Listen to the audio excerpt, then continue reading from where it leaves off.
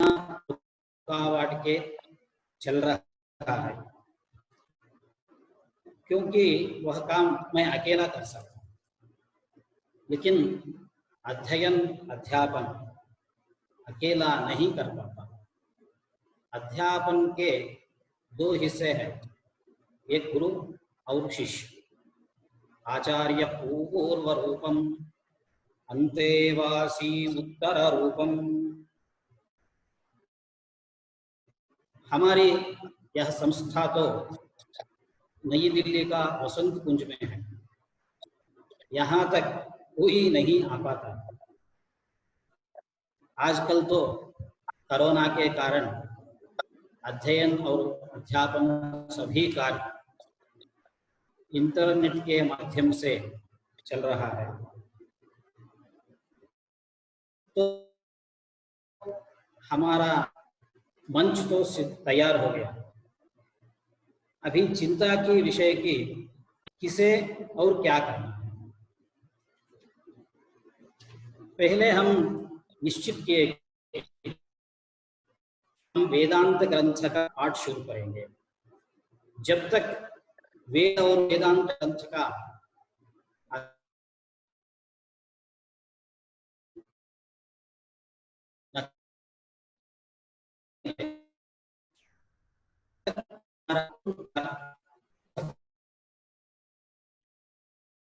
भूमि पर जिसने जन्म लिया है उनके ऊपर 3 ऋण रहते हैं, यानी कि देवऋण, पितृऋण और ऋषि ऋण। उन तीनों में ऋषि ऋण तो अध्ययन करने से ही परिहार हो सकता है, ये हमारा आद्य कर्तव्य है। हमारे प्राचीन समय में ऋषि मुनियों ने वनों में तपस्या करके जो अध्यात्म की अनुभव प्राप्त किए हैं, उसका अगली पीढ़ी तक लाभ पहुंचे जैसे ग्रंथों में निबंधन किए। इसका एक उदाहरण रूप में हमें वाचस्पति मिश्र जी ने मिलते हैं। उनके जीवन में बहुत बड़ी आशा थी कि मैं ब्रह्मसूत्रों को व्याख्यान करूं। बाद में माता पिता उनका विवाह करवाया। वाचस्पति मिश्र जी को यह भी नहीं पता चला कि मुझे विवाह हो गया। पश्चात उनकी पत्नी उनकी व्याख्यान को रुकावट नहीं होने जैसे सभी कार्य सेवा करती थी। वाचस्पति मिश्र जी को यह भी नहीं पता चला कि उनकी पत्नी उनकी सेवा कर रही है। ऐसे बहुत से साल बीत गए, एक नहीं या 2 नहीं 50 साल बीत गए। बाद में एक दिन दीपक शांति होने के कारण मन व्यस्त हो गया। दीपक को प्रज्वलित करती हुई पत्नी को तब देखा। उनको पूछता है कि तुम कौन हो। 50 साल बाद में उनको पता चला कि यह उनकी धर्मपत्नी है, उनका नाम भामती है। पश्चात वाचस्पति मिश्र जी ने पत्नी से क्षमा मांगते हुए उनके नाम से व्याख्यान को रखते हैं। बाद में उनका व्याख्यान भामती नाम से प्रसिद्ध होता है। इसी रीति से हमारे प्राचीन व्याख्यानकारों का पूरा जीवन हमारा वेदांत शास्त्रों में हम दिखता है। इसीलिए वेदांत शास्त्रों का अध्ययन करना हमारा परम कर्तव्य है। आजकल तो लोग वेदांत शास्त्र को अध्यापन करते तो है, लेकिन उनका जो अनुवाद ग्रंथ अंग्रेजी या हिंदी अन्य भाषा में मिलता है उनको पढ़ते हैं। अनुवाद ग्रंथों को अध्ययन करने से मूलकार का अभिप्राय हम नहीं समझ पाते हैं। आजकल के भाषा में कहे तो हमारी मातृभाषा के फिल्म को और दूसरी भाषा सबटाइटल में देखने के समान होता है। इसलिए ग्रंथकार का पूरा हृदय हमें नहीं पता चलता है। पहले हम संस्कृत भाषा को अच्छे से सीखना पड़ता है, पश्चात वेदांत ग्रंथ का अध्ययन करने के लिए एक अनोखा तरीका है। इसीलिए मैं एक निदर्शन प्रस्तुत करता हूँ, एक उदाहरण प्रस्तुत करता हूँ। जब शास्त्र में मूल ग्रंथकार का एक वाक्य, एक वचन ऐसा है जो अनुमान रूप में है, एतत् शास्त्रम् अनारंभणीयम् अन्यथा प्रतिपादकत्वात्। ये अनुमान रूप में है। इसका अर्थ ये है, यह शास्त्र गलत विषयों का प्रतिपादन करता है, इसीलिए इस ग्रंथ को अध्ययन नहीं करना चाहिए। इस मूल वाक्य को व्याख्यानकार ने व्याख्यान करता है, स्यात् इति शेषः। इसका मतलब क्या है, अर्थ क्या है, हमें नहीं पता चलता। व्याख्यानकार का आशय यह है, मूल वाक्य में स्यात् पद को जोड़ना है। जोड़ने से जो पहले अनुमान रूप में था, अभी वो तर्क रूप में आ गया। कुछ लोग अनुमान और तर्क दोनों एक मानते हैं, लेकिन दोनों में अंतर है। अनुमान का लक्षण अलग होता है, तर्क का लक्षण अलग होता है। अनुमान का लक्षण यह है अनुमितिकरणम अनुमानम, तर्क का लक्षण यह है व्याप्यारोपेण व्यापकारोपः तर्कः।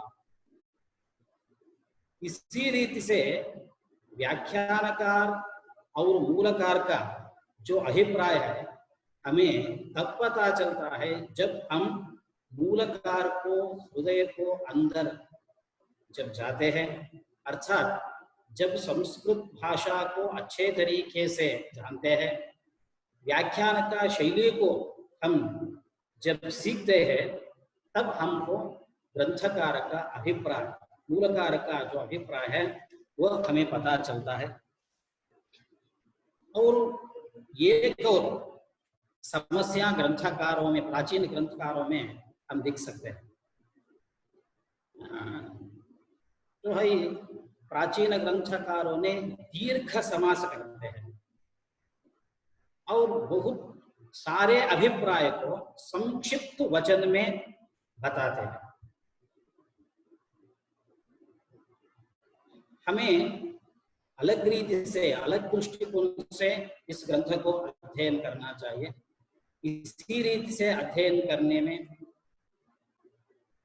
यहाँ एक एक पंक्ति को भी अध्ययन करना चाहिए, उनमें अन्वय कैसा करना है, दीर्घ समास का अर्थ क्या है, उसको कैसे हमको समझना है। इसी रीति से हर एक पंक्ति को पढ़ते पढ़ते मूलकार का, व्याख्यानकार का आशय हमें प्रकट हो जाता है। इसी रीति से मूल ग्रंथ का अध्ययन करने में और एक महान लाभ है। जैसे शंकराचार्य जी को वेद ग्रंथ को अर्थ अलग रीति से आभास हो जाता है, रामानुजाचार्य को, मध्वाचार्य जी को और निम्बाचार्य जी को अलग अलग रीति से वेद को अर्थ का आभास हो जाता है। इसी रीति से जब हमें स्वयं ग्रंथ को अध्ययन करते हैं, तब हमें ग्रंथकार का जो आशय है हमें आभास हो जाता है। हम भी स्वयं व्याख्या कर सकते हैं। इसीलिए मूल ग्रंथ का अध्ययन अवश्य हमें करना चाहिए। इसी प्रकार मूल ग्रंथ का अध्ययन करने का जो तरीका है वो सिखाने के लिए यह कक्षा आज से चल रही है। इस उद्देश्य को जब मैं मेरा मित्र डॉक्टर श्याम सुंदर शर्मा को बताया तो वे मुझे बोले वह ग्रंथ आधुनिक भी नहीं होना चाहिए, पूरा प्राचीन भी नहीं होना चाहिए, इसलिए 16 शताब्दी का सदानंद योगींद्र जी से विरचित वेदांत सार ग्रंथ को सुझाव दिया। भगवान ने हम दोनों को ऐसा जोड़ दिया, उनका नाम है श्याम सुंदर शर्मा। श्याम सुंदर इसका अर्थ है श्याम रंग वाले, अर्थात बादल के जैसे नील रंग वाले भगवान श्री कृष्ण। मेरा नाम है धनंजय, अर्थात अर्जुन हो गए। श्री कृष्ण स्वयं युद्ध करने में समर्थ थे, लेकिन अर्जुन को रथ पर बिठाया, स्वयं सारथी होकर अर्जुन को मार्गदर्शन दिया। मेरा मित्र डॉक्टर श्याम सुंदर शर्मा को अध्यापन करवाने में बहुत बड़ी क्षमता है, लेकिन मुझे मंच पर बिठाकर स्वयं इस कार्यक्रम रूपी रथ को चालक अर्थात संचालक बनकर मार्गदर्शन किया है। हम दोनों का और एक सूत्रधार है, वे और कोई नहीं है, आज हमारे सामने मंच पर विराजमान है। वे कविकुला गुरु कालिदास विद्यालय के कुलपति है प्रोफेसर श्री श्रीनिवास वरखेड़ी महोदय जी। उन्होंने मुझे ग्रंथों को अध्यापन करवाया। कुलपति जी का कार्यक्रम अथवा कार्यवैखरी हमें पता चला है, लेकिन हम दोनों एक संदेश उनको देते हैं तो हमें निश्चित है आज रात तक उनके द्वारा हमें प्रत्युत्तर मिल जाता है।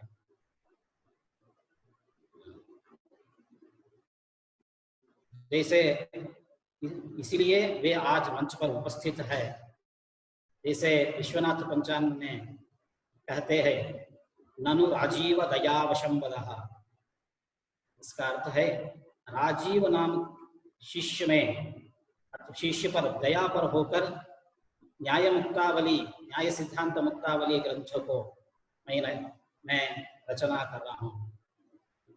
इसी रीति से मुझ पर करुणा के कारण आज वे मंच पर उपस्थित है।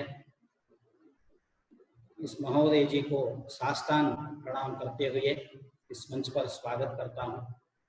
आपकी सबको प्रणाम करके मैं स्वागत करता हूँ। आपकी यह संख्या आप पर संस्कृत की प्रेमा और वेद वेदांतों में श्रद्धा को दिखाते हैं। आप सबसे मेरी एक और निवेदन है, हमारा यह अध्ययन केवल वेदांत सार ग्रंथ के नहीं रुक सकता है। इसी रीति से विशिष्टाद्वैत परंपरा का एक ग्रंथ और माध्व सिद्धांत ग्रंथ का परंपरा का एक ग्रंथ अध्ययन हम करेंगे, अध्यापन हम करेंगे। और प्रदीप सर्व विद्यानाम इस कहावत के अनुसार सबसे पहले मुक्तावली ग्रंथ का अध्ययन और अध्यापन का आशा करता हूँ। भगवान इसे पूरा करे। इतना कहकर मेरी अभिप्राय आप सबसे प्रकटित हुए मेरी बात समाप्त करता हूँ। धन्यवाद। बहुत बहुत धन्यवाद धनंजय जी आपका। मैं हमारे जो मुख्य वक्ता हैं आज के, सबसे पहले मैं उनका थोड़ा सा परिचय देना चाहता हूँ। जो आज के हमारे जो उद्घाटन सत्र के जो प्रमुख वक्ता हैं प्रोफेसर श्रीनिवास वारखेड़े जी, तो आपका पारंपरिक प्रणाली से बेंगलोर में स्थित पूर्णप्रज्ञ विद्यापीठ में आपका अध्ययन हुआ है। आपके श्रेष्ठ गुरुजन डी प्रहलादाचार्य जी रहे हैं, जो कि वर्तमान में संन्यास जिन्होंने ग्रहण कर लिया है, विद्याश्री स्वामी जी हो गए हैं। हरिदास भट्टी जी, पेजावर स्वामी श्री विश्वेश तीर्थ जी से आपका अध्ययन हुआ है। इनका अध्ययन न्याय शास्त्र एवं द्वैत वेदांत से प्रारंभ हुआ। दर्शन शास्त्र में रुचि होने के कारण बाद में इन्होंने धीरे धीरे वेदांत के अन्य संप्रदायों का अध्ययन करते करते भारतीय एवं पाश्चात्य दर्शनों का गहन अध्ययन एवं अध्यापन किया। बाद में इनकी रुचि आधुनिक शास्त्र में हुई, जिसमें NLP नेचुरल लैंग्वेज प्रोसेसिंग के अंतर्गत संगणक, संस्कृत भाषा विज्ञान, संस्कृत कंप्यूटेशनल लिंग्विस्टिक्स में शाब्दबोध पर आपने काफी कार्य किया। प्रोफेसर वारखेड़े जी अपने बाल्यकाल से ही अत्यधिक प्रतिभाशाली विद्यार्थी थे, अतः ये गुरुकुल में अध्ययन के साथ साथ अध्यापन कराने का भी दायित्व आपको प्राप्त होता रहा। बाद में आपका जो 12 वर्ष का अध्ययन पूर्ण हुआ, तदुपरांत आप उसी गुरुकुल में पूर्णप्रज्ञ विद्यापीठ में ही आपको अध्यापन का पूर्ण दायित्व कार्यभार प्राप्त हुआ।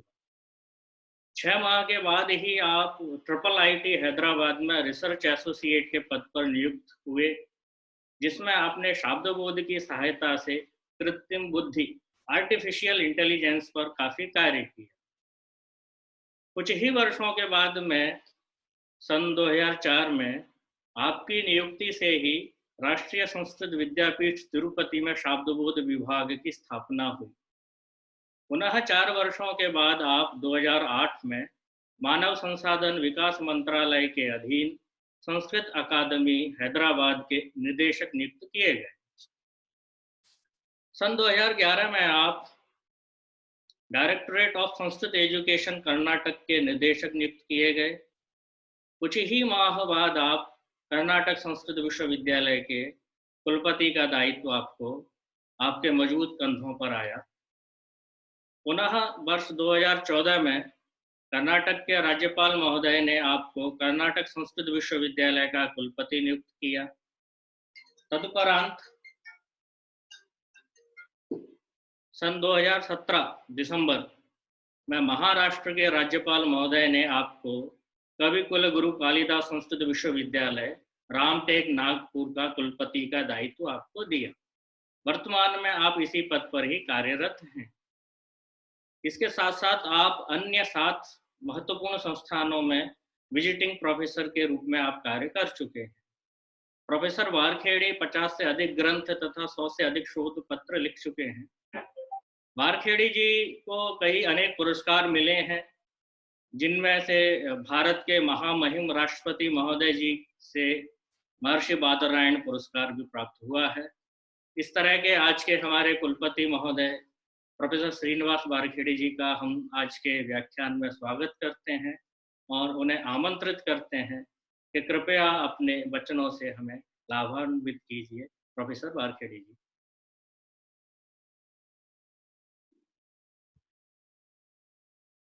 सर्वेभ्यः प्रणामाः। भवति यदनुभावात् एडमूकोऽपि वाग्मी जडमतिरपि जन्तुः जायते प्रज्ञमूलिः। सकलवचनचेतो देवता भारती सा मम वचसि निधत्तां सन्निधिं मनसे च। कृष्णं वन्दे जगद्गुरुम्। आपादमूलिपर्यन्तं गुरूणाम् आकृतिं स्मरेत् तेन विघ्नाः प्रणश्यन्ति सिद्ध्यन्ति च मनोरथाः। शुभान् ध्यायन्ति ये कामान् गुरुदेव प्रसादजान् इतरान् आत्मपापोत्थान् तेषां विद्या फलिष्यति। अद्य अहम् अत्यन्तं प्रसन्नोऽस्मि यत् अस्मद्गुरूणां प्रातस्मरणीयानां कीर्तिशेषाणां श्री विश्वेशतीर्थ महाराजानां संकल्पेन देहली स्थित संशोधन मंदिर द्वारा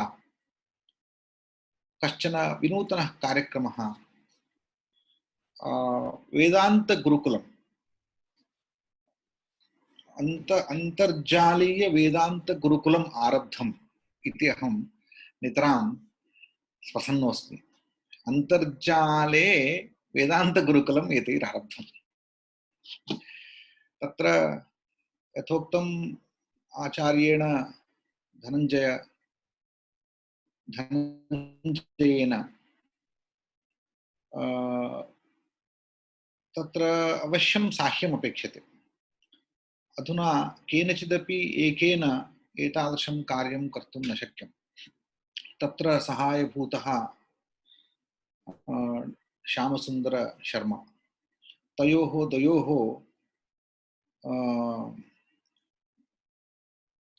मैत्र्या अयं विनूतनः कार्यक्रमः आरब्धः इति तौ द्वौ अहं नितराम् अभिनन्दामि। मम गुरूणां या सेवा, एतादृशी सेवा तेषां जीवने एकं भाग्यम् इति अहं मन्ये। इस संदर्भ में आज हमारे गुरुजी का जो संकल्प था, उस संकल्प की साकारता हो रही है। इस संदर्भ में वेदांत सार ग्रंथ का अध्ययन और अध्यापन अंतर्जाल माध्यम द्वारा जो हो रहा है, उसके लिए मैं मंगल कामना में प्रार्थना करता हूँ।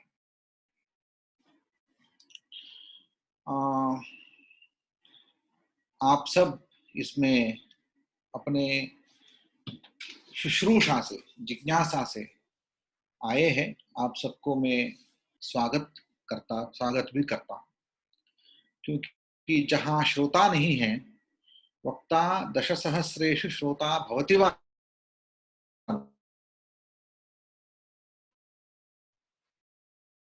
तो आप जैसे श्रोता, जो व्युत्पन्न श्रोता है और श्रद्धावान श्रोता है, इसी गण के द्वारा यह कार्यक्रम आयोजित किया गया है। तो श्रोताओं को तथा वक्ता को तथा समायोजक को, तो तीनों को मैं मंगल कामना करता हूँ। और इसी मंगल कामना के साथ आज का यह कार्यक्रम का शुभारंभ हो गया है, ऐसा उद्घोषण करता हूँ।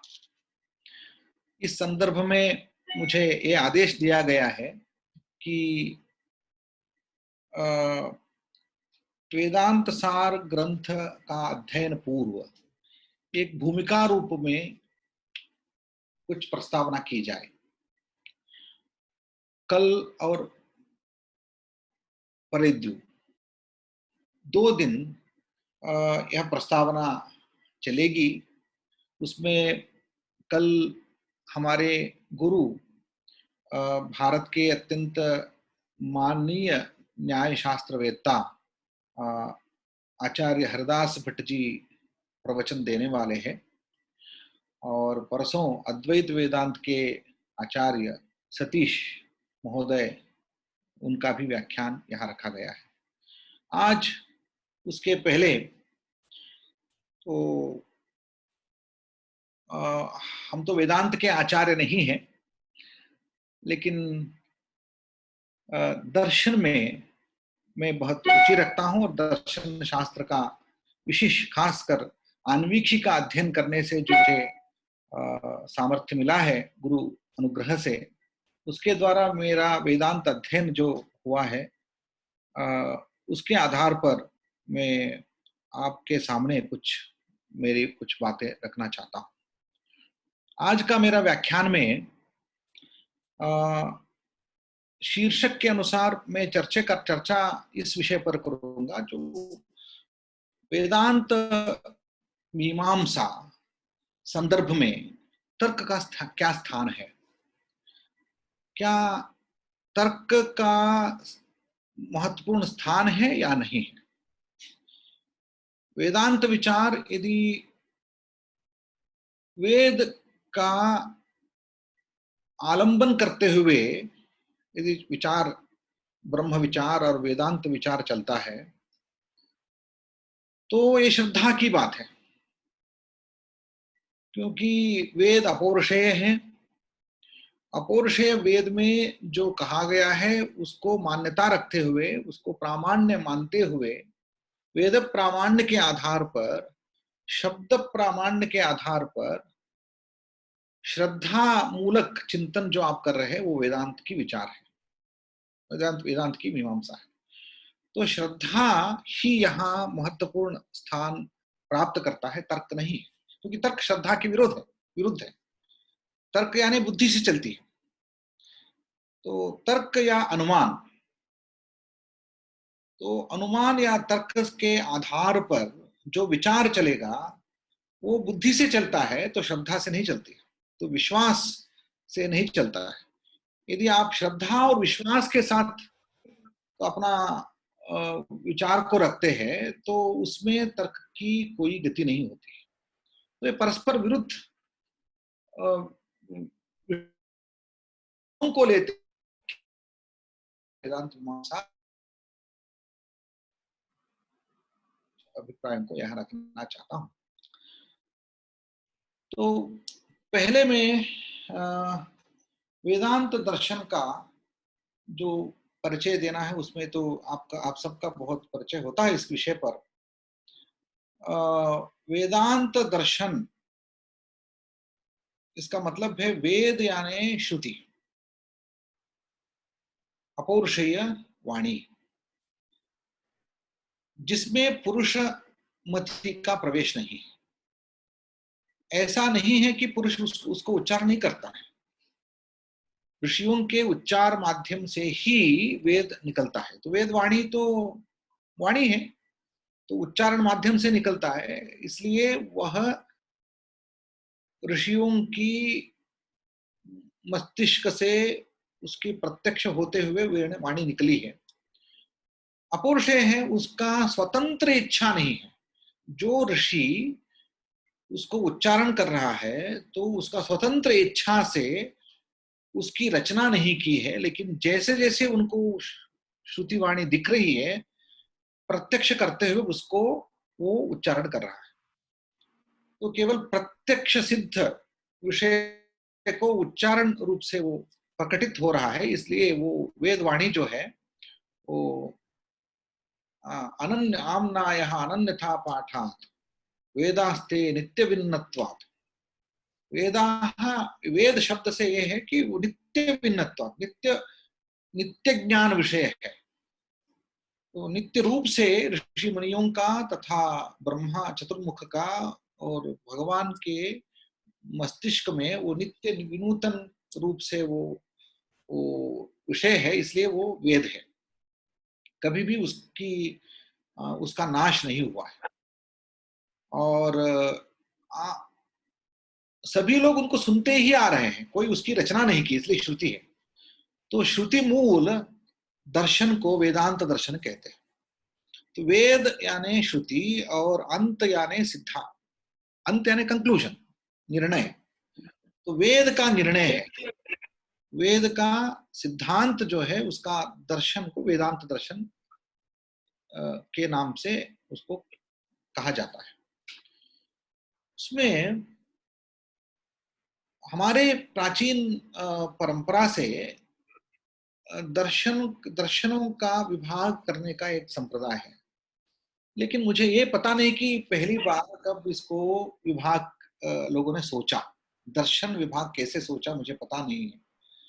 जैसे आजकल ये षड दर्शन मानते हैं, शायद षड दर्शन समुच्चय ग्रंथ से यह परंपरा हो गई कि षड दर्शन जैसे न्याय, वैशेषिक, योग तथा सांख्य और पूर्व मीमांसा, उत्तर मीमांसा, और कुछ लोग बौद्ध और जैन को लेते हुए षड दर्शन मानते हैं।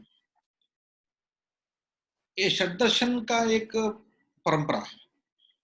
और आधुनिक काल में जैसे आप फिलॉसफी डिपार्टमेंट में पढ़ते या कहीं पर दर्शन के परिचय के रूप में जब आपको उद्बोधन दिया जाता है, मतलब उपक्रम में ये बोला जाता है कि दर्शन दो तरह के होते हैं, तो उसको दो विभाग किया जाता है, आस्तिक दर्शन तथा नास्तिक दर्शन। आस्तिक दर्शन वो होते हैं जो वेद को प्रमाण मानते हैं, तो जो नास्तिक दर्शन वो होते हैं जो वेद को प्रमाण नहीं मानते। तो आस्तिक और नास्तिक, वेद प्रमाण मानने वाले, वेद प्रमाण नहीं मानने वाले, इस तरह आस्तिक नास्तिक दर्शनों का विभाग कुछ लोग करते हैं। कुछ लोग ये कहते हैं कि अतीन्द्रिय मानने वाले आस्तिक है, अतीन्द्रिय वस्तु को, पदार्थ को नहीं मानने वाले नास्तिक है, ये भी बोलते हैं। तो जैसे कि वैसे रहे, तो उसमें आस्तिक और नास्तिक भेद विभाग मानकर दर्शनों का परिचय किया जाता है। लेकिन इससे एक बहुत बड़ा एक हमने अन्याय किया है। हमारे दर्शनों के बारे में एक गलत प्रथा पाश्चात्य देशों में हुआ है। वो यह है कि Indian knowledge traditions are not intellectual traditions. So they are just the traditions of faith. ये विश्वास की भूमिका में चलते हैं, उनका कोई मतलब इंटेलेक्चुअल फाउंडेशन नहीं है। उसके युक्ति को लेकर, या तो अनुमान के आधार पर, इन्फरेंस के आधार पर, या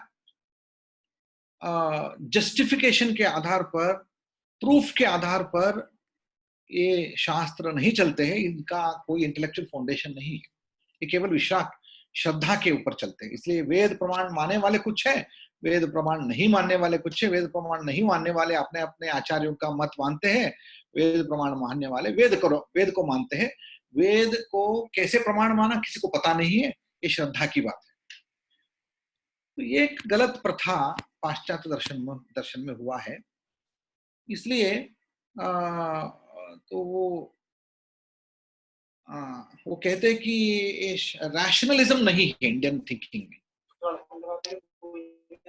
भारतीय विचार में एक रैशनलिस्ट आइडिया नहीं है, तो युक्ति प्रधान चिंतन नहीं है, अनुमान आश्रित चिंता नहीं है, और तर्क आश्रित विचार नहीं है।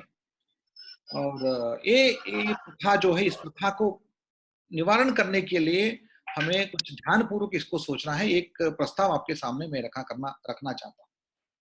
हमारे दर्शनों को विभाग ऐसा नहीं करना चाहिए, आस्तिक नास्तिक भेद है ना, विभाग नहीं करना चाहिए। कैसे करना चाहिए? मेरा एक अपना प्रस्ताव है, हैतुक और तदितर। हमारे दर्शनों को यदि एक बार देखेंगे, बहुत लोग हैतुक दर्शन है। हैतुक दर्शन ये है कि हेतु को प्रधान मानते हुए, प्रधान प्रमाण मानते हुए, हेतु के आधार पर विचार करने वाले जितने भी दर्शन है वो हैतुक दर्शन। और तदितर दर्शन जो है, अहैतुक मान लीजिए, वो हैतुकेतर मान लीजिए या अहैतुक मान लीजिए, और बाकी आगमिक, तीन प्रकार होते हैं। एक हैतुक शास्त्र, और हेतु को प्रधान नहीं मानेंगे लेकिन हेतु को मानेंगे, उस तरह के कुछ लोग अहैतुक शास्त्र, अहैतुक दर्शन और आगमिक दर्शन, केवल अपने आचार्यों के आगम के आधार पर विचार रखने वाले आगमिक दर्शन, ये सारा तीन प्रकार हो सकते हैं। तो इसलिए जब हैतुक दर्शन मान लिया, तो जैसे देखिए हमारे न्यायिक तथा सांख्य, मीमांसा, जैन, बौद्ध और इस तरह के जितने भी हेतु प्रधान शास्त्र है, तो हेतु के आधार पर अपने दर्शन का विचार को रखने वाले जितने भी दार्शनिक है, वो हैतुक दर्शन है, उनका दर्शन हैतुक दर्शन है। तो दीज आर रैशनलिस्ट मूवमेंट्स। ये जो दर्शन शास्त्र है, ये सारे हमारे भारत के very strong rationalist intellectual traditions है। और बाकी जैसे मानते हैं आप, मतलब जो वेद तर्क को भी मानते हैं, लेकिन तर्क को प्रधान नहीं मानते, तर्क को अनुमान के रूप में मानते हैं। तर्क अनुमान क्या होता है? अनुसृत्य मानम अनुमानम, वो प्रमाण है लेकिन अनुसृत्य। किसको अनुसृत्य? जो प्रत्यक्ष और आग शब्द है उनके उनके अनुसरण करते हुए जो प्रमाण बनता है वो तर्क प्रमाण बन सकता है। वह प्रमाण तर्क प्रमाण को मानते हैं लेकिन उसको प्रधान नहीं मानते, प्रधान प्रत्यक्ष को या शब्द को प्रधान मानते हुए, और अनुमान को शब्द और प्रत्यक्ष के अविरुद्ध प्रमाण के रूप में स्वीकारते हुए जो दर्शन है वो सारे दर्शन अहैतुक दर्शन होते हैं। तदितर दर्शन जो भी है वो मतलब केवल अपने आचार्यों के दर्शनों, आचार्यों के वचन के आधार पर जो दर्शन चलते हैं वो सारे आगमिक दर्शन हैं। तो इस तरह यदि हम विभाग करेंगे हमारी नई दृष्टि बनेगी हमारी। ठीक है, नई दृष्टि क्या है? हमारे भारत के जितने भी दर्शन परंपराएं हैं वो इंटेलेक्चुअल ट्रेडिशंस है। केवल आ, आ, एक शब्द के आधार पर केवल श्रद्धा रखते हुए ये नहीं चल रहे। तो इस दृष्टि से दर्शन विभाग आस्तिक और नास्तिक रूप से नहीं करते हुए हेतुक अहेतुक और आगमिक इस भेद से करना एक नया रूप मिलेगा, ऐसा एक मेरा प्रस्ताव है। अभी मैं विषय पर आता हूं। जब वेदांत दर्शन कहाँ होता है? वेदांत दर्शन जो होता है उसका स्थान है अहेतुक दर्शन। मतलब हेतु को प्रमाण मानता है लेकिन हेतु अकेले प्रमाण नहीं बन सकता है। यह स्पष्ट रूप से वेदांत विचार में कहा जाता है कि तर्क अप्रतिष्ठानात्, तर्क की प्रतिष्ठा नहीं है, क्योंकि तर्क अपने आप में स्वयं प्रमाण नहीं है। तर्क स्वयं प्रमाण नहीं है क्योंकि तर्क कामचारी होती है। तर्क कामचारी है। जैसे चाहे घोड़ा को आप जैसे चाहे वैसे वो उसको चला सकते हैं, क्योंकि घोड़ा बहुत बलवान है, तर्क बहुत बलवान है, तर्क से कुछ भी आप सिद्ध कर सकते हैं, लेकिन वो कामचारी है, इसलिए उसका एक वश में रखना अनिवार्य है। तो वश रखने के लिए आपको प्रत्यक्ष और शब्द के आधार पर तर्क प्रयोग करने से आप सही दिशा में चल सकते हैं। नहीं तो तर्क कामचारी होने से तर्क के आधार पर कुछ भी सिद्ध होता है, स्वयं अपने आप को नकारना मतलब अपने आप को अप्रमाण मान भी सकता है। कोई व्यक्ति अपने खुद का वाक्य को भी अप्रमाण साधन कर सकता है। स्वयं मैंने जो बोला है वो अप्रमाण है क्योंकि ये सारा हेतु है। तो कुछ भी हो सकता है। स्वयं वाक्य यदि अप्रमाण बनता है तो वो भी वाक्य अप्रमाण बनता है, इस कारण से वो खुद का वाक्य प्रमाण भी बन सकता है।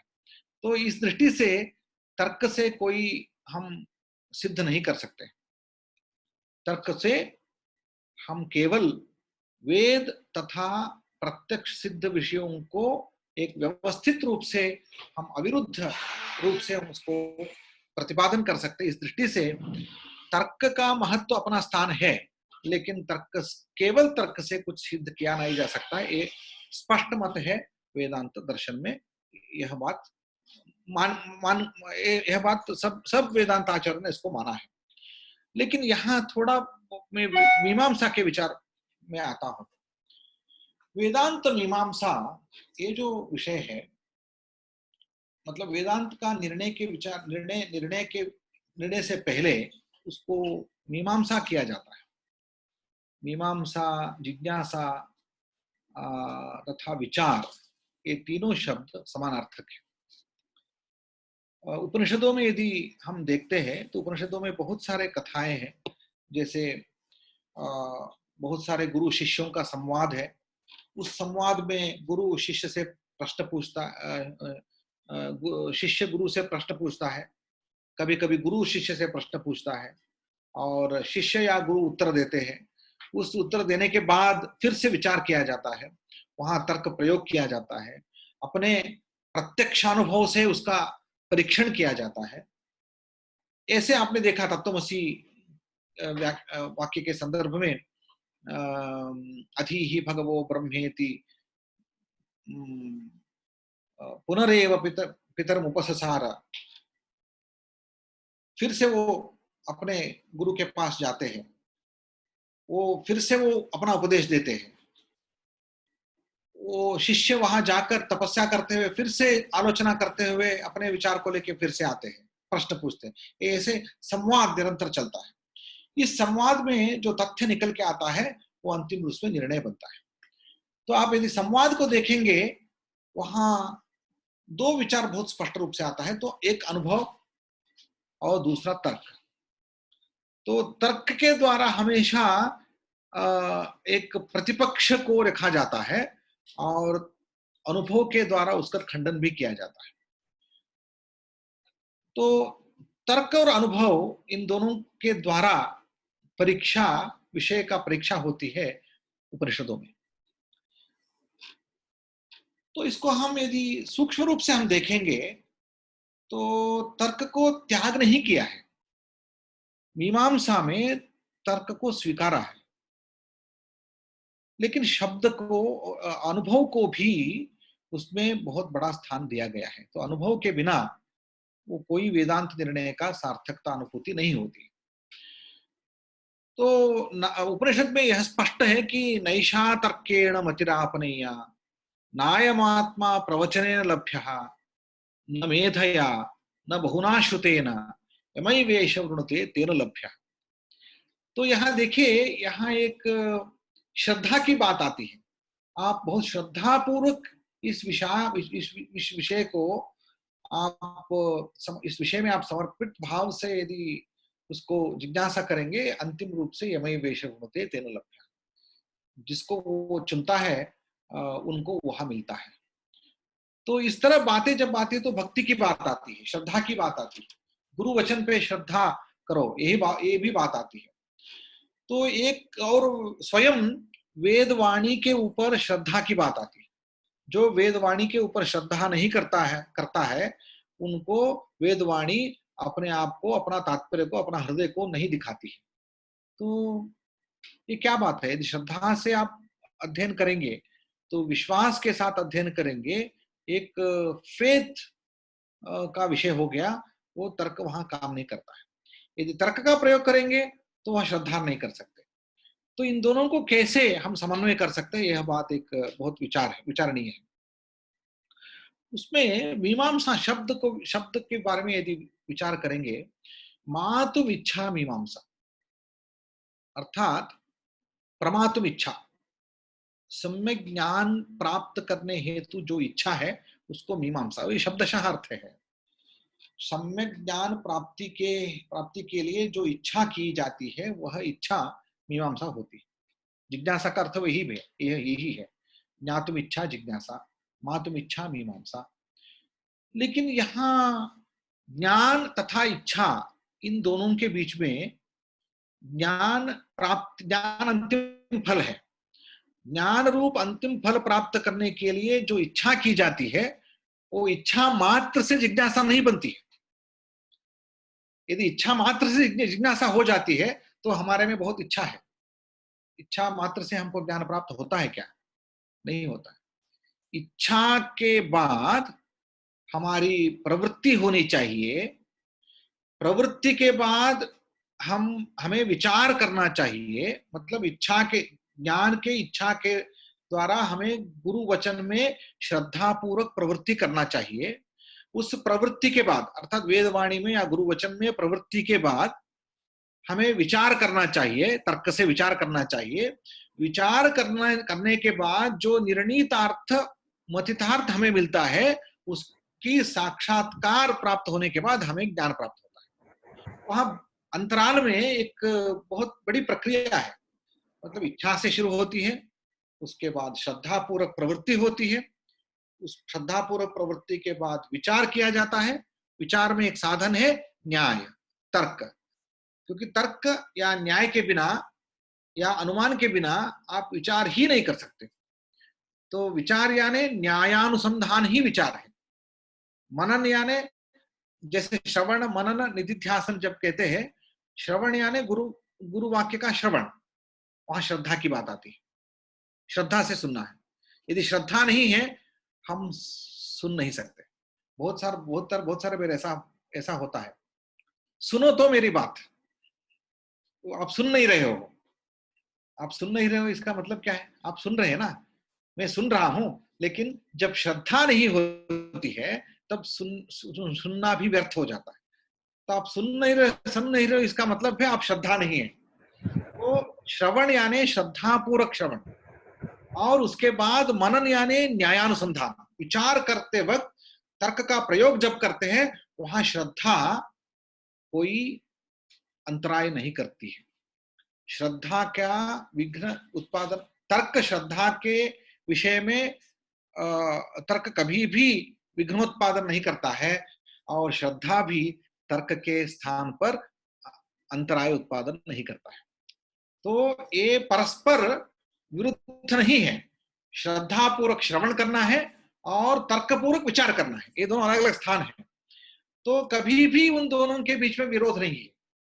श्रद्धा पूर्वक श्रवण करते हुए और तर्क पूर्वक विचार करते हुए और निर्णय प्राप्त करने के बाद साक्षात्कार अनुभूति यदि होगी तब ज्ञान प्राप्त होगा।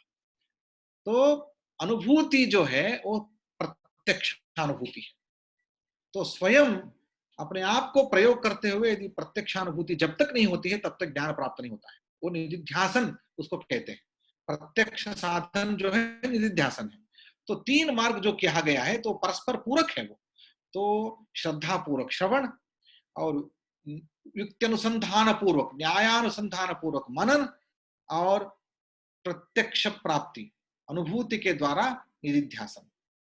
तो ये तीनों परस्पर पूरक अंश है, कभी भी विरुद्ध नहीं होते। तो इसको यदि मन में रखेंगे तो मीमा ज्ञान और इच्छा इन दोनों के बीच जितने भी प्रक्रिया है उस प्रक्रिया में अवश्य तर्क का एक बहुत बड़ा स्थान है, क्योंकि पूरे समग्र ब्रह्मसूत्र वाङ्मय जो है, समग्र ब्रह्मसूत्र वाङ्मय वो न्याय ग्रथनात्मक सूत्र है। मतलब वेदांत दर्शन का जो भी सिद्धांत है उसके बारे में विचार करने हेतु जितने भी युक्तियां हैं, जितने भी न्याय है, उन सारे न्यायों का ग्रथन किया गया है वेदांत सूत्रों में। तो न्याय ग्रथनात्मकत्वात् शास्त्रस्य, तो शास्त्र जो है न्याय ग्रथनात्मक है। वैसे कर्म मीमांसा में भी उपक्रम उपसंहार अभ्यासो अपूर्वता फलम अर्थवादः उपपत्तिश्च, उपपत्ति यानी लिंग, लिंगम तात्पर्य निर्णय। किसी का तात्पर्य निर्णय करना हो, किसी वेद वाणी का तात्पर्य निर्णय करना हो, वहां तात्पर्य निर्णय करने के लिए जो न्याय मतलब जो साधन है, उपक्रम उपसंहार अभ्यास अपूर्वता फलम अर्थवाद उपपत्ति, ये सारे लिंग रूप है, न्याय रूप है।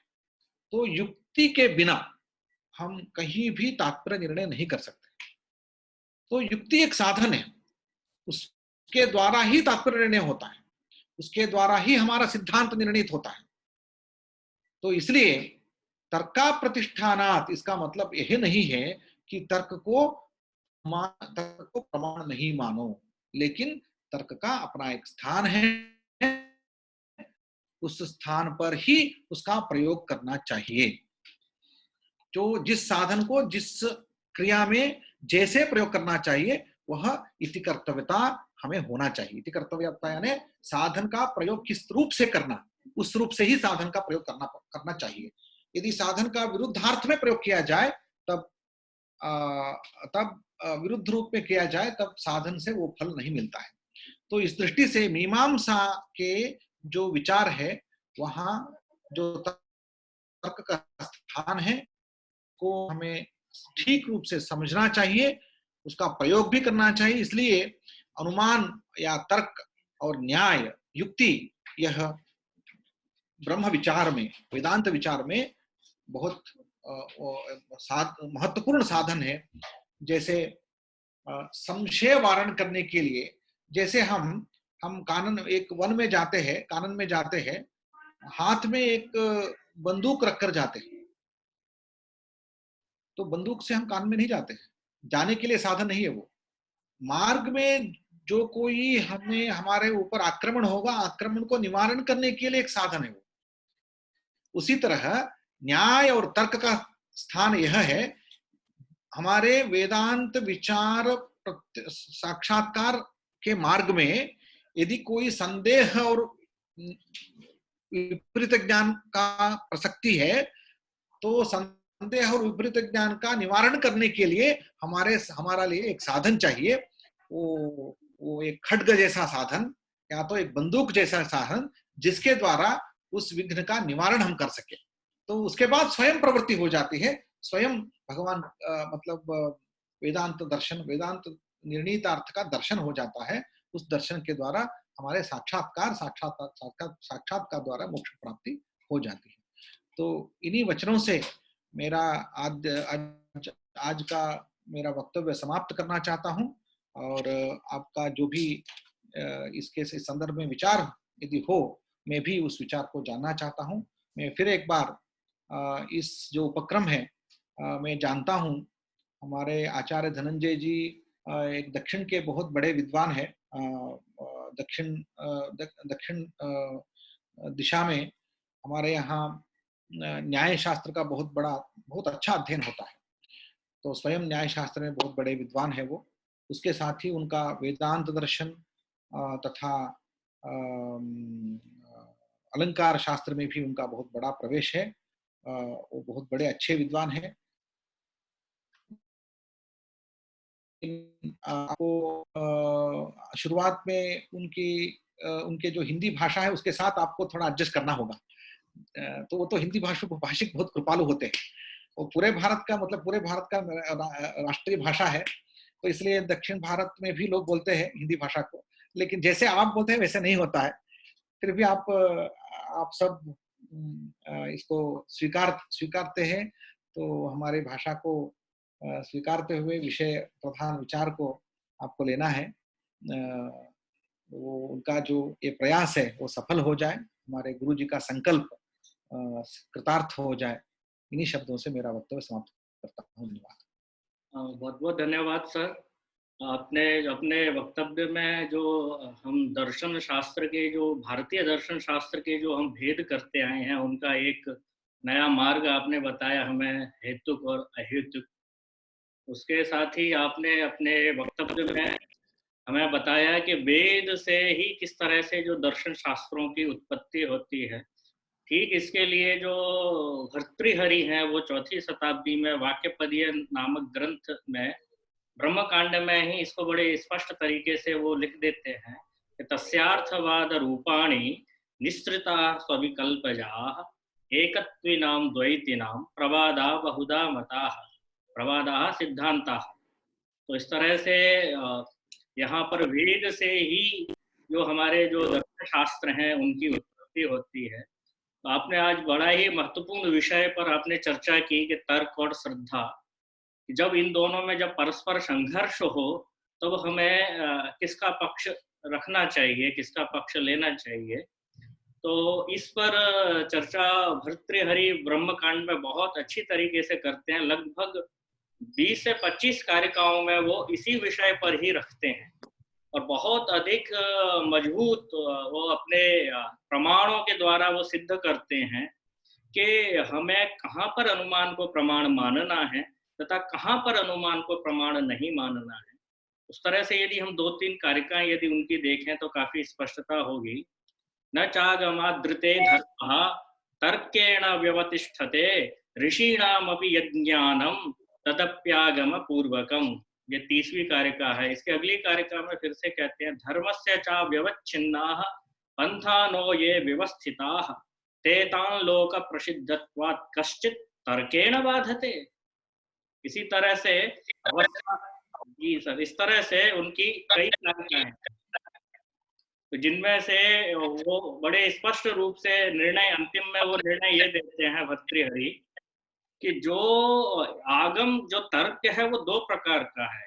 एक वेद का समर्थन करने वाला तर्क है और एक वेद का विरोध करने वाला तर्क है।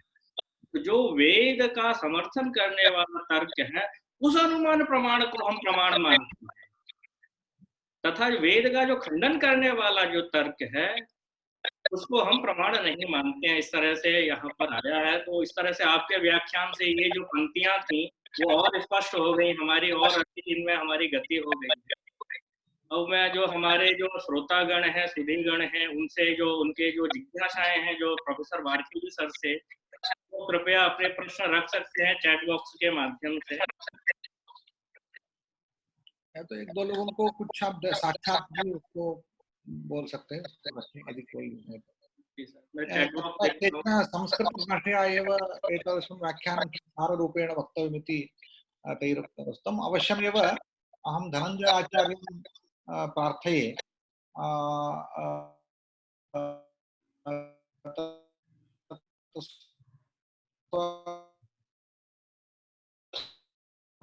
अनन्तरं हिन्दी अपि स्वव्यां सह दद्यात्, तेन बहूनां सौकर्यं भवेत् उभयभाषा भाषणे, हिन्द्या संस्कृतेन च। पुनश्च अहम् एतदपि अत्र वक्तुम् इच्छामि, जैसे ये वेद विरुद्ध अनुमान प्रमाण नहीं है, ऐसा भी बात नहीं है। तो स्वयं यदि अनुमान जो है स्वयं केवल प्रमाण नहीं है, या तो उनको प्रत्यक्ष का आश्रय लेना होगा या तो शब्द का आश्रय लेना होगा। जी बिल्कुल। तो इन दोनों का, हाँ, यदि आश्रय का विरोध है तो अप्रमाण है, वेद का विरुद्ध है इसलिए अप्रमाण है ऐसा नहीं है। यदि मान लीजिए मैं एक यूनिवर्सिटी में काम कर रहा हूँ, मेरा विश्वविद्यालय के नियम के अनुसार मुझे काम करना है। यदि मेरे आश्रय के विरुद्ध में काम करता हूँ तो मैं स्वयं यहाँ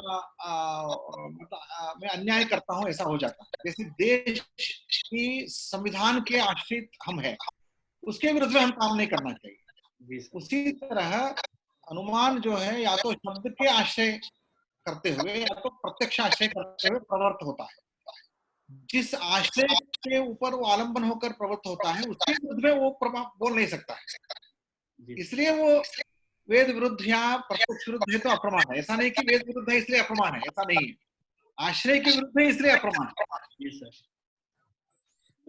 ठीक है, और कोई सर एक प्रश्न मैं पूछना चाहता हूँ, क्या पूछ सकता हूँ? पूछ लीजिए। जी सर, आपने जो एक दर्शन का जो वर्गीकरण किया उसमें हेतुक और तदितर भेद बताया, तो क्या ये बुद्धि प्रक्रिया के आधार पर आगमनात्मक और निगमनात्मक प्रक्रिया के पैरेलल विचार है क्या? मेरा ये पूछना। नहीं, वहां से मैं ऐसा प्रश्न आप पूछते हैं तो ये आगमनात्मक निगमन और इंडक्शन प्रक्रिया के द्वारा आप पूछते हैं, लेकिन मेरा मानना है कि मैं वहां से कोई भी सूत्र नहीं लिया है। हमारे भारतीय दर्शन को ही यदि विचार करेंगे, देखेंगे तो हेतु प्रधान शास्त्र हमको देख सकते हैं। और क्या हेतु प्रधान शास्त्र का ये तात्पर्य है कि हम हेतु के माध्यम से साध्य की पुष्टि कर रहे हैं? हाँ। और एक प्रक्रिया होती है साध्य के माध्यम से हम बहुत सारे तथ्यों को निकाल रहे हैं। एक होता है तथ्यों का सामान्यीकरण और एक होता है सामान्य विचार का तत्वीकरण। तो क्या ये वह प्रक्रिया है? ये दोनों आपने जो भेद किए, तो हेतुक दर्शन का क्या यही उद्देश्य है आपका कि हेतु से हम साध्य की तरफ जाएंगे, यानी कि जनरल की तरफ जा रहे हैं, फैक्ट जनरल सामान्यीकरण की तरफ? जो दूसरा तदेतर है वो एक सामान्य प्रक्रिया से कई सारे तथ्यों की तरफ, क्या ये है? मैं समझना चाह रहा था। ठीक है, मैं ये बात करना चाहता हूँ। हेतु यानी क्या है? हेतु यानी जैसे आप डिडक्शन में वो जो बात करते हैं ना, व्याप्ति के आधार पर, उसी के आधार पर डिडक्शन के आधार पर, डिडक्टिव मैकेनिज्म के आधार पर जो बात करते हैं उसी को मैं बात कर रहा हूँ। तो दूसरे जो व्याप्ति निकालने के लिए जो निगमनात्मक है, जैसे निगमनात्मक नहीं है, वो इंडक्शन है, जैसे विशेष को देखते हुए उसको सामान्यीकरण करना, उसको कहते हैं हम व्याप्तिक ग्रहण, उसको अनुमान नहीं मानते हैं। जो विशेष को देखते हुए, बहुत सारे विशेष को देखने के बाद उसको सामान्यीकरण जब करते हैं उसको हम व्याप्तिक ग्रहण के भूयोद व्याप्ति ग्रहणम इसको कहते हैं। अच्छा, और तर्क और जो आपने एक विषय बताया तर्क और श्रद्धा के ऊपर, तो जहाँ तक वेदांत शास्त्र का ग्रंथ मैंने पढ़ा है तो उसमें जितने भी उदाहरण हैं उसमें एक उदाहरण जो होगा वो वेद का होगा और एक उदाहरण होगा अनुभव का। तो क्या ये जो विषय आपने रखा ये हम उस दृष्टि से रखते हैं या उनका पूरा विचार ही है, मतलब हम उस ग्रंथ को देखकर समझे कि यह प्रक्रिया है, अथवा ये कहीं उल्लिखित होती है ये तर्क और श्रद्धा वाली जो आपने बात कही, या हमारा केवल एक ऑब्जर्वेशन है? नहीं, आप ऑब्जर्व ठीक है, अच्छा ऑब्जर्वेशन। और क्या? नमस्कार सर, एक प्रश्न यह था कि क्या दर्शन शास्त्र का उद्देश्य जो आपने कहा वेदांत को लेकर के क्या अनुभव के द्वारा वेद को सिद्ध करना, ये दो प्रक्रिया के द्वारा दर्शन का भेद कर सकते हैं क्या? वैदिक वाक्यों को अपने जगत में सिद्ध करना और जागतिक घटनाओं को वेद में सिद्ध करना, तो यह दो आधार हेतु और अहेतु का हो सकता है? नहीं, आप जो बोल रहे हैं वो एक नया विषय है।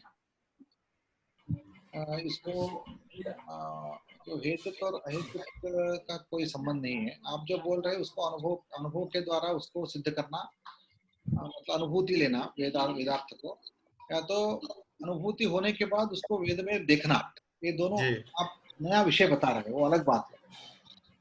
सर, हेतु की स्थापना तो हम अनुभव के आधार पर जगत में हेतु कर सकते हैं। हेतु यानी मैं बोल रहा था स्पष्ट रूप से प्रत्यक्ष, अनुमान और शब्द, तीन प्रमाण में जो अनुमान बोलते हैं उसको मैं हेतु बोल रहा हूँ।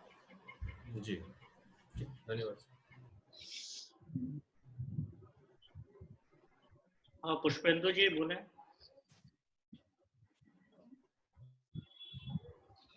पुष्पेंदु साहू, आप अपनी बात रखें, अपना प्रश्न रखें।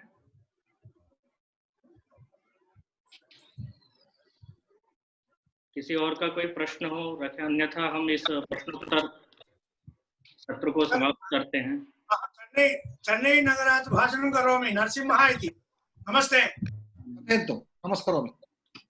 सर, इदानीमेव अहम् अत्र आगतवान् अस्मि। अहं न जाने वेदान्तविषये द्वैतवेदान्तविषये अध्यापनं भविष्यति वा अथवा अद्वैतवेदान्तविषये वा इति न जाने अहं।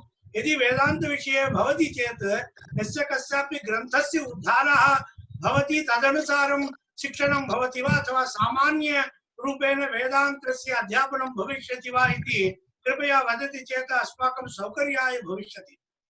अत्र तावत् अस्मिन् अन्तर्जालगुरुकुले यथा अत्र आयोजकैः प्रथमे उक्तं वेदान्तत्रयस्यापि अध्ययनं भवति। तत्रापि ग्रन्थपुरस्सरम् अध्ययनं भवति। आदौ वेदान्तसारग्रन्थस्य अध्ययनं, तदनन्तरं विशिष्टाद्वैतवेदान्तस्य अध्ययनं, तदनन्तरं द्वैतवेदान्तस्य, तदनन्तरं तर्कसङ्ग्रहस्य, एवं क्रमशः वेदान्तदर्शनानामेव ग्रन्थपुरस्सरम् अध्ययनं भवति। समस्त मतत्रयस्य मतत्रयस्यापि। तर्हि तत्र पुस्तकस्य निर्धारेण अथवा सामान्य ग्रन्थपुरस्सरम् इति मया उक्तं खलु, ग्रन्थपुरस्सरमेव। धन्यवादः, सम्यक् अस्ति। अस्माकं सुविचारः भवति, अस्माकम् अस्मिन् विषये रुचिः भवति, परन्तु मम इच्छा वर्तते द्वैतवेदान्तविषये।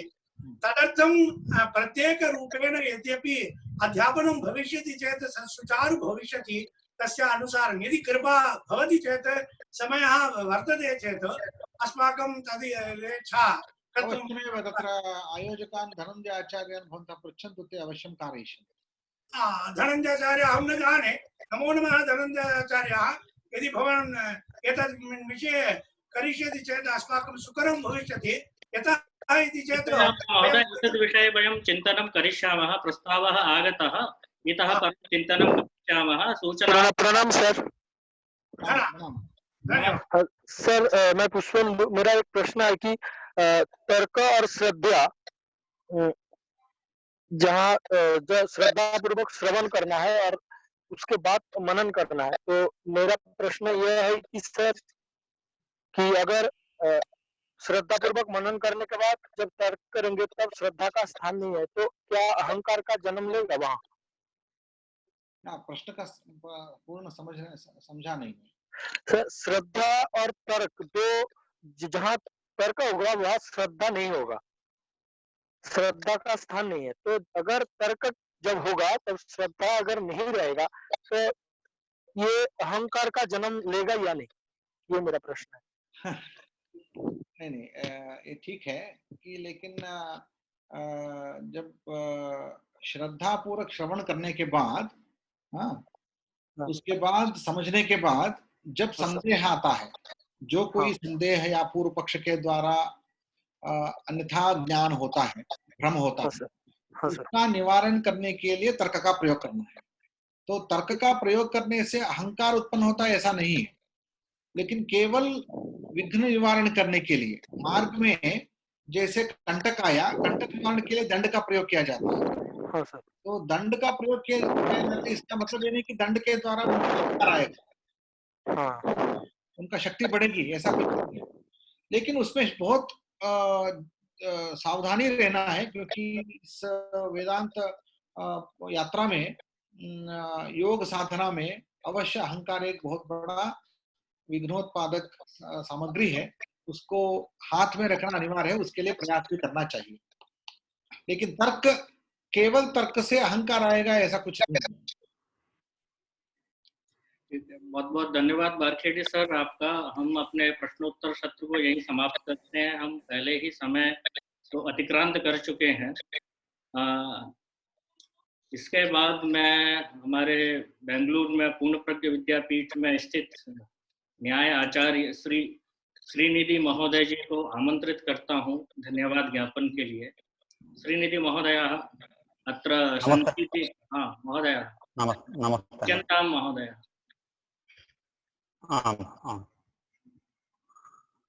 ऑडियो एव अलं खलु, वीडियो अपेक्षते वा? हाँ श्रूयते महोदय।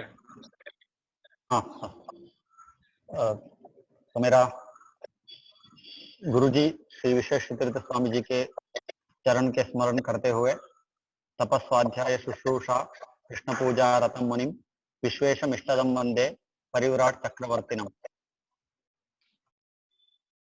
तो इस समायोजन में उपस्थित हुए श्री श्रीनिवास वर्करी आचार्य जी है, जो पूर्ण प्रज्ञ विद्यापीठ के ही वो छात्र है। यहाँ पूर्ण प्रज्ञ विद्यापीठ में ही 13 वर्ष उन्होंने अध्ययन किया हुआ है। इस विषय के लिए हमको बहुत गर्व होता है, क्योंकि कभी भी हम लोग देखते हैं श्रीनिवास वर्करी आचार्य जी को, वो बहुत, आज तो वो वीसी बन गए हैं, मगर जब हम विद्यापीठ में छोटे बच्चे थे, जब हम तभी हम लोग ने ज्वाइन किया था, तो तब उनका सम्मान हो रहा था। क्यों सम्मान हो रहा था?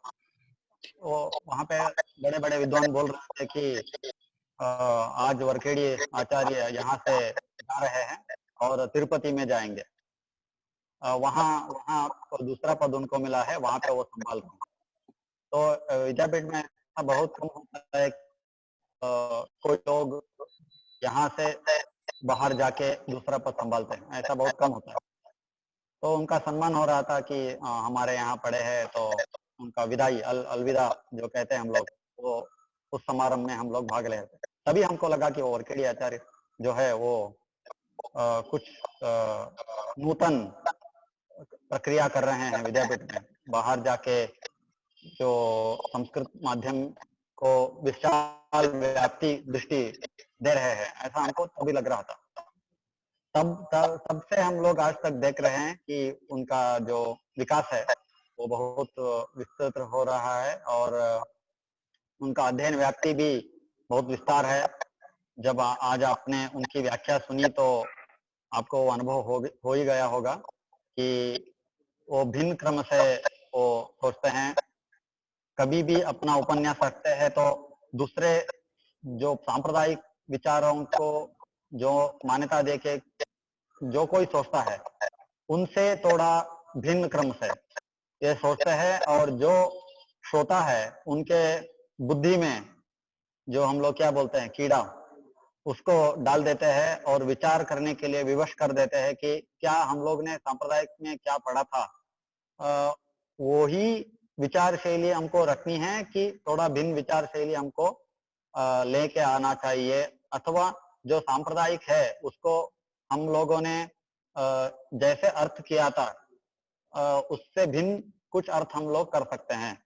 इस एतादृश जो विचार शैली है उस विचार शैली को प्रस्ताव करने में माहिर है हमारे श्री आचार्य श्रीनिवास वरखेड़ी जी। तो उन्होंने उपन्यास दिया आज, उनको मैं हमारे जो शोध संस्था है नई दिल्ली में, वैदिक और वेदांतिक शोध संस्था और अध्यापन संस्था है, उस पक्षतः मैं उनको नमस्कार पूर्वक धन्यवाद करता हूं। और उन्होंने अपना जो समय था वो बहुत कीमती समय है। आप लोग कविकुल गुरु कालिदास यूनिवर्सिटी के विश्वविद्यालय के जो प्रक्रिया है उनको देखेंगे तो आपको समझ आएगा। मैंने तो अभी भी कभी कुछ भी नहीं, बहुत विश्वविद्यालय हैं मैं देखता हूँ, आज बहुत जो कार्य करने वाला विश्वविद्यालय है वो कविकुल गुरु विश्वविद्यालय उनमें से एक है। क्योंकि हमारे यहाँ छात्र जो है वो बीएड करने के लिए कभी कभार कविकुल गुरु कालिदास यूनिवर्सिटी को जाते थे, तभी हमको ऐसा विचार करना पड़ता था कि ये ऑथेंटिक यूनिवर्सिटी है कि नहीं, इसका यूजीसी में लिस्ट है कि नहीं, ऐसा विचार करके हम लोगों को जाना पड़ता था। मगर आज कविकुल गुरु कालिदास यूनिवर्सिटी का जो उन्नति हम देख रहे हैं, प्रतिदिन हमको एक ना एक कार्यक्रम आयोजन दिख जाता है, न केवल सिद्धांत विषय में, सामाजिक विषय में भी। परसों हम लोगों ने पढ़ा कि कविकुल गुरु कालिदास यूनिवर्सिटी के जब किचन है, किचन को ओपन कर दिया गया है। वहाँ के जो रामटेक में जो कार्य कर रहे हैं पुलिस, उनको रसोई के लिए उनका जो खाना पीना सब व्यवस्था वो लोग कर रहे हैं। आज हम लोग देखा वहाँ के जो एनसीसी कैडर था उसने सब मास्क को बनाकर सबको वितरण कर रहे हैं। तो ऐसा सभी लीडरशिप क्वालिटी जो होता है, सबको उत्तेजन करके सबसे कार्य निकलवाना, वो हमारे आचार्य जी को बहुत सिद्ध हुआ है। उसका मूल स्रोत भी उनके आचार्य जो हमारे परम गुरु है श्री विश्वेश्वर स्वामी जी है, उनका आशीर्वाद और कृपा से उनको बहुत सिद्ध हुआ है। ऐसा बहुत उम्दा सोचने वाले और बहुत विस्तार से सोचने वाले, बहुत तलस्पर्शी जो पांडित्य कहते हैं, ऐसा अपना पांडित्य रखने वाले श्री आचार्य श्री वरखेड़ी जी को, वरखेड़ी महाभाग को मैं वेदांतिक और वैदिक संस्था जो है नवदिल्ली का, उस पक्षता में धन्यवाद समर्पण करता हूं। और इस आयोजन के जो हेतु है श्री धनंजय आचार्य जी, उन्होंने जो आज इस व्यवस्था की है, उस माध्यम से ही धनंजय आचार्य जी के जो प्रस्ताव था, उस प्रस्ताव को मान के वरखेड़ी आचार्य जी आज आकर हमारे वक्तव्य अपना दिए हैं। उनको मैं पुनः एक बार आभार व्यक्त करता हूं। और जो मैं देखा कि लगभग 80 लोग यहाँ पर उपस्थित है, आज के दिन भी एक वेदांत सार जैसा ग्रंथ को पढ़ने की इच्छा 80 लोगों तक है। इस विषय को सुन के ही सबको आनंद तुंदिल होना चाहिए, ऐसा मेरी मान्यता है। तो आकर्षित होके, उत्सुक होके जो यहाँ पे उपस्थित हुए हैं, उनका उपस्थिति अगले कई दिनों तक ऐसे ही हो। इस वक्तव्य से जो महामहिम पंडित जी यहाँ पे आके अपना वक्तव्य देंगे, उससे लाभान्वित हो। आप लोग यहाँ पर आए, अपना सब कीमती समय यहाँ पे रखा और इसमें भाग हुए, तो आपको श्रोतागण जो है उनको भी मैं आभार पूर्वक, और वैदिक और वेदांतिक जो संस्था है उसके द्वारा मैं उनका भी धन्यवाद करना चाहता हूँ। इस धन्यवाद से, और मैं विशेष रूप से श्याम सुंदर शर्मा जी जो है वो वही इस कार्य के जो बीज रूप ऐसे बोल सकते हैं कि संयोजक योजक सत्य दुर्लभ, हमको कार्य करने का उत्साह हो सकता है, मगर योजक होना बहुत जरूरी है। योजक रूप के कार्य करने वाले हमारे श्याम सुंदर शर्मा जी जो है वो धन्यवाद के पात्र तो नहीं है, वो हमारे ही है। हमारे मीन्स वो भी एक बीजभूत है इस मगर शिष्टाचार के बदौलत में वैदिक और वेदांतिक शोध संस्थान नव दिल्ली के पक्षता में उनका भी धन्यवाद करके फिर एक बार गुरुजन और देवताओं का स्मरण करके मेरा वक्तव्य को विराम देता हूँ। श्री कृष्णार्पणम। धन्यवाद विज्ञापनं कर्तृभ्यः श्रीनिधि महोदयेभ्यः भवताम् अपि अत्र धन्यवादः। यहाँ पर हमें जब हम संख्या के बारे में चर्चा करें तो संख्या जो हमारी जूम लिमिट है वो हमारे पास में अभी 300 की है, 300 तक की है, तो 300 पूरा पार हो चुका है। उसके बाद भी बहुत अधिक संख्या में हमारे पास में मेरे पास फोन आने लगे, हमें दीजिए हमें दीजिए, तो हमें बहुत पहले ही उसको बंद करना पड़ा। तो बहुत डिमांड है इसकी, बहुत मांग है इसकी। तो हमारे साथ में अभी भी लगभग 150 से ऊपर लगभग हमारे साथ में इसमें जुड़े। कुछ लोग कठिनाई बस नहीं जुड़ पाए, लगातार फोन आते रहे, लगातार मैसेज आते रहे उन लोगों के, किसी कठिनाई बस वो नहीं जुड़ पाए। आगे की कक्षाओं में वो हमारे साथ में होंगे ऐसा मैं चिंतन करता हूँ। आगे शांति पाठ के लिए मैं धनंजय राव जी से निवेदन करता हूँ, कृपया शांति पाठ के द्वारा इसका समापन करें।